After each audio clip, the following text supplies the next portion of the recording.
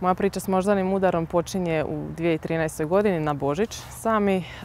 Dakle, krenulo je sve tako što jednostavno desna strana tijela mi se oduzela, premda nisam imala nikakvih saznanja da imam višak krvnih žila u mozgu.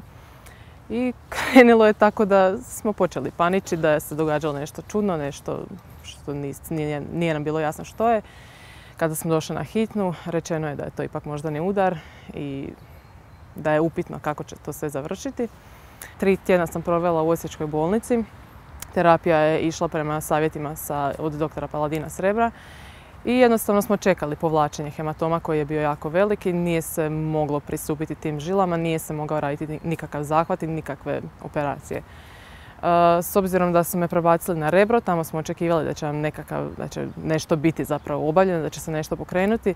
Međutim, hematom je i dalje bio golem i dalje to sve bilo nepristupačno, tako da smo čekali u biti. 2 mjeseca sam provela kući, poslali su me na jednostavno oporavak, s obzirom da sam ponovno učila hodati, koristiti desnu ruku. 2 mjeseca su prošla, došla sam u 4. mjesecu na embolizaciju i učinjen mi je zahvat embolizacije kojim je ljepilom popunjeno sve te krvne žile koje nisu ni trebale biti u glavi i time je jedan dio liječenja završen. Drugi dio je uslijedio u 8. mjesecu iste godine 2014. kada je zračenjem ostatak krvnih žila također uklonjen i time je na neki način završeno liječenje. Jednostavno priča koja mi je dala nekakvu novu dimenziju u životu, dala mi je jako puno volje. Posljedica osim epilepsije nemam, eventualno glavobolje, promjene vremena, sve ono što mnogi ljudi i bez moždanog udara osjete. Nastojim što maksimalno smanjiti i živjeti normalnim životom. Kad se tako nešto dogodi, to je u tom trenutku strašno. Izuje iz cipela, okrene na 360 i u tim trenucima bitno je samo da dobro završi.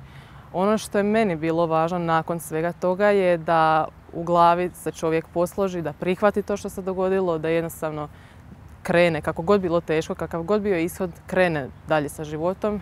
Važno je gledati pozitivno, koliko god to zvučalo kao klišaj, ali čovjek mora ostati pozitivan jer to nisu stvari koje su lako za savladati. Jednostavno, bolest bilo kakvog oblika, bilo kakav slučaj je težak. Završila sam 3 godine fakulteta međunarodnih odnosa i diplomacije i planiram završiti još 2 i nastaviti dalje sa životom što normalnijim, što ambicioznijim, što ispunjenijim, jer to je nešto što mi je zapravo koliko god čudno zvučalo, ali dalo mi je stvarno veliku volju, veliki poticaj, bez obzira što je to nešto strašno što se dogodilo.